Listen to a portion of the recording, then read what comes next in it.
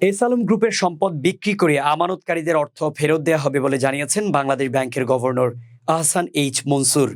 রাজধানীর মতিঝিলে বাংলাদেশ ব্যাংকে আয়োজিত এক সংবাদ সম্মেলনে এসব কথা বলেন তিনি।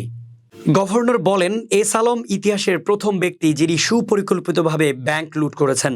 এমন সুপরিকল্পিতভাবে পৃথিবীতে কেউ ব্যাংক ডাকাতি করেছে কিনা তা জানা নেই। তিনি বলেন, এটা আইনগত প্রক্রিয়ার মাধ্যমে করতে হবে। আমরা সরকারকে পদক্ষেপ নিতে বলবো। আর এই গ্রুপের সম্পদ যেন কেউ না কেনে। এই সম্পদ বিক্রি করে আমানতকারীদের অর্থ ফেরত দেওয়া হবে। ব্যাংক খাত সংস্কার নিয়ে গভর্নর বলেন, ব্যাংকিং কমিশন গঠন করে সেটা করতে হবে। বাংলাদেশ ব্যাংক সেখানে যুক্ত থাকবে। তিনি বলেন, 1 সপ্তাহের মধ্যে ইসলামী ব্যাংকের নতুন বোর্ডকে কর্মপরিকল্পনা দিতে বলেছে।